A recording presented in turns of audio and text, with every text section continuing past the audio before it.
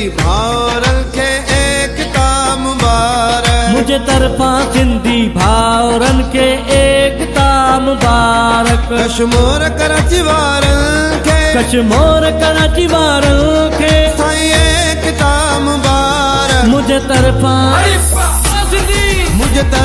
सिंधी भाउरनि खे एकता मुबारक। मुझे तरफा सिंधी भाउरनि खे एकता मुबारक।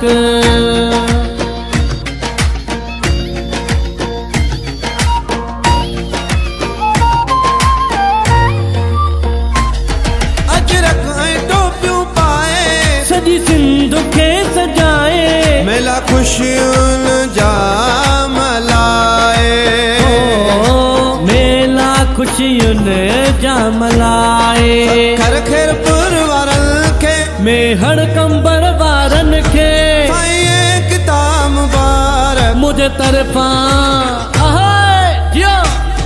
मुझे तरफा सिंधी भाउरनि खे एकता मुबारक। कश्मीर कराची वारनि खे, कश्मीर कराची वारनि खे साईं एकता मुबारक। मुझे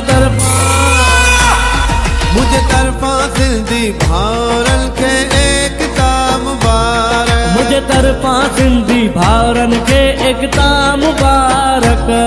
कश्मीर कराची वारनि खे, कश्मीर कराची वारनि खे साईं एकता मुबारक। मुझे तरफा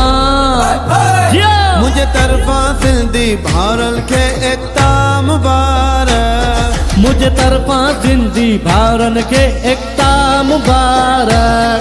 मुझे तरफा सिंधी भाउरनि खे एकता मुबारक।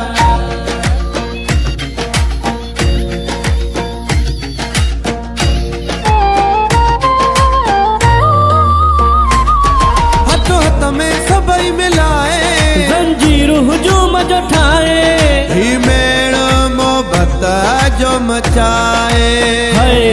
ही मेड़ मोहब्बत जो मचाए। लाड़काण नवाब शाहरनि खे, बिट शाह सेवण वारनि खे साईं एकता मुबारक। मुझे तरफा सिंधी भाउरनि खे एकता मुबारक। मुझे तरफा सिंधी भाउरनि खे एकता मुबारक। कश्मीर कराची वारनि खे, कश्मीर कराची वारनि खे साईं एकता मुबारक। मुझे तरफा सिंधी भाउरनि खे एकता मुबारक। मुझे तरफा सिंधी भाउरनि खे एकता मुबारक।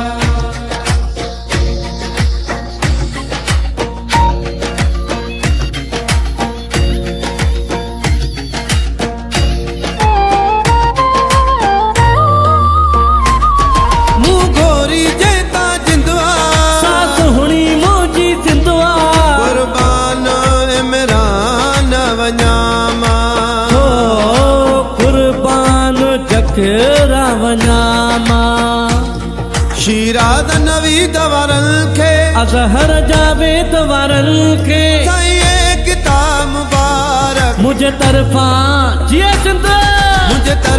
सिंधी भाउरनि खे एकता मुबारक। मुझे तरफा सिंधी भाउरनि खे एकता मुबारक। कश्मीर कराची वारनि खे, कश्मीर कराची वारनि खे